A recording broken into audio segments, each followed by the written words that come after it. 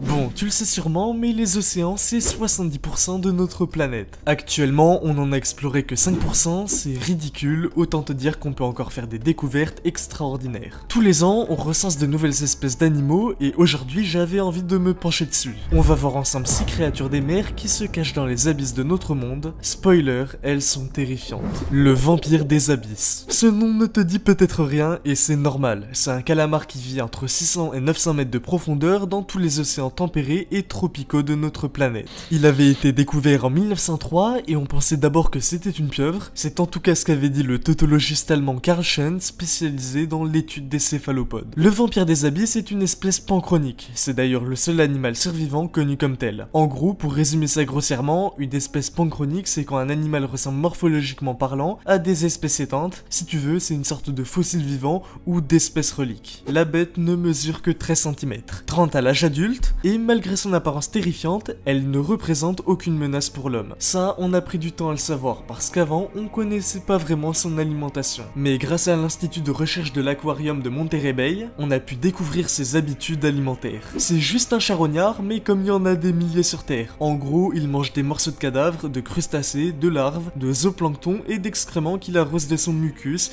une sorte de liquide gélatineux qu'il produit grâce à son petit corps. Sa manière de se nourrir est assez inhabituelle pour un céphalopode, mais ça peut se justifier par son environnement assez spécial auquel il a dû s'adapter. Il vit dans les profondeurs, l'oxygène y est faible, il y a très peu de prédateurs et de nourriture pour eux. Pour chasser leur proie, ils se servent de leurs deux yeux globuleux qui ont la capacité phénoménale de repérer le moindre mouvement à plus ou moins longue distance. Et dans le cas où cette bestiole deviendrait la proie de prédateurs, aucun problème pour elle. Elle a la capacité de se camoufler grâce à son système de bioluminescence. Le dragon noir.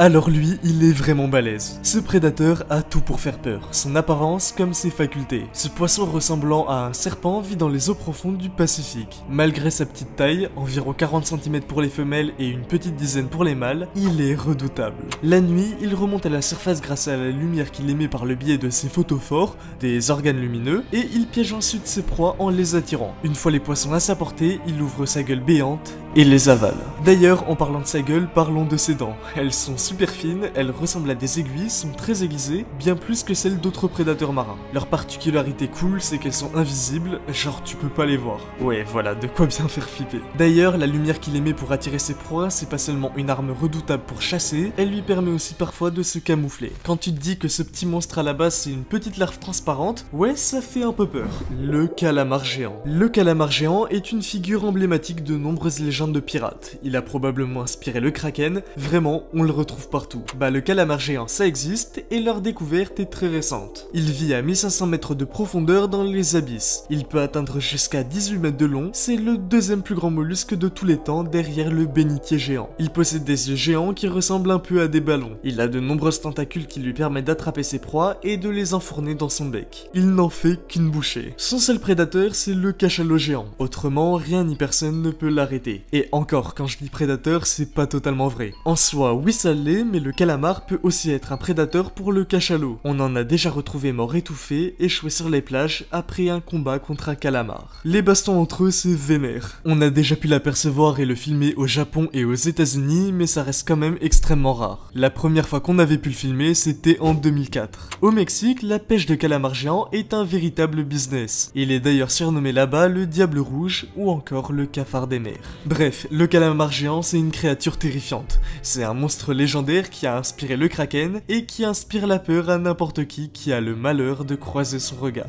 Le batinome géant. Ce truc c'est horrible. Ça a l'apparence d'un pou, d'un insecte bizarre, mais non, c'est bel et bien un animal marin. C'est une espèce de crustacé marin à la fois carnivore et charognard. Il se nourrit principalement de cadavres de baleines, de calmars et de poissons petits comme gros. Le batinome géant est un cas de gigantisme abyssal. Grossièrement, c'est un phénomène biologique assez mystérieux où on a deux espèces similaires. Une qui vit à la surface et une qui vit dans les abysses. Celle qui vit à la surface a une taille tout à fait normale, tandis que l'autre a une taille démesurément grande. Ce truc mesure près de 30-35 cm pour une masse proche des 1,5 kg. Il peut atteindre 50 cm de taille pour 1,7 kg, c'est le plus grand des isopodes. Pour ceux qui savent pas, les isopodes c'est des crustacés aplatis sans carapace. Il a été le tout premier animal capturé dans les abysses et étudié par les scientifiques. Avant sa découverte en 1878 lors d'une expédition dans le golfe du Mexique, on pense pensaient qu'il n'y avait aucun être vivant qui vivait dans les profondeurs des océans. Il y a un truc intéressant et assez mystérieux avec le batinome géant, c'est la manière dont il se reproduit. On ne dispose que de très peu de données sur ça, malgré les études menées sur le phénomène. Tout ce qu'on sait, c'est que sa période de reproduction aurait lieu pendant les mois d'hiver et de printemps, et qu'elle pourrait être influencée par un manque de nourriture pendant les mois d'été. D'après les recherches effectuées, la femme développerait une poche incubatrice,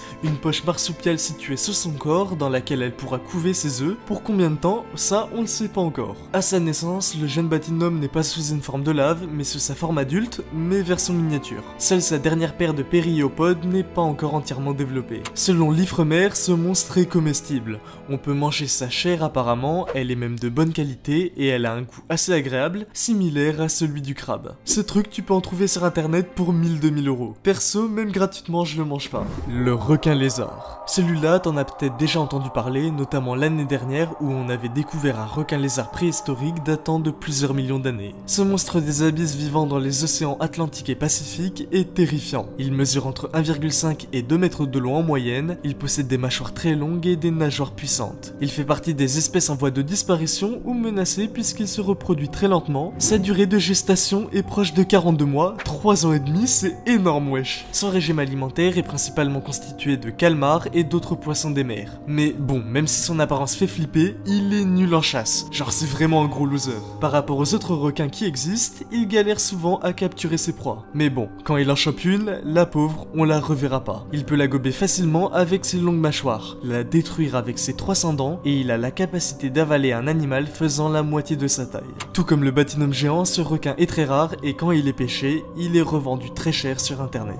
Le grand avaleur. Ce poisson-là, les premiers sentiments qu'il doit vous inspirer, c'est soit la peur, soit le dégoût, et c'est pareil pour moi, il est beaucoup trop moche. Mais bon, ce poisson, il a une particularité un peu spéciale, et franchement, c'est stylé de ouf. C'est d'ailleurs pour ça qu'il est dans la vidéo, t'avais capté. Est-ce que vous voyez ces mâchoires? Elles sont énormes, on est d'accord. Leur extensibilité est impressionnante et c'est pareil pour son estomac. Il est élastique et lui permet d'avaler des proies qui sont 3 à 4 fois plus grandes que lui. Il ne fait que 25 cm mais peut avaler des proies de près d'1 mètre. Maintenant, imaginez ce poisson mais 5 fois plus grand. 1,25 m, il pourrait avaler des proies de près de 5 mètres. Ça tombe bien, en plus sa spécialité c'est d'attaquer des poissons bien plus gros que lui. Il peut même en avaler plusieurs, son estomac c'est un putain de frigidaire. La chose flippante avec le grand avaleur, c'est qu'on peut voir les poissons engloutis dans son bide. Heureusement, on ne le trouve que dans le bas des abysses, sauf à quelques rares occasions. En effet, on en a déjà retrouvé à la surface. En 2007 par exemple, où un cadavre était déposé au large des îles Caïman. Dans l'estomac du poisson se trouvait un escolier, serpent long de 86 cm,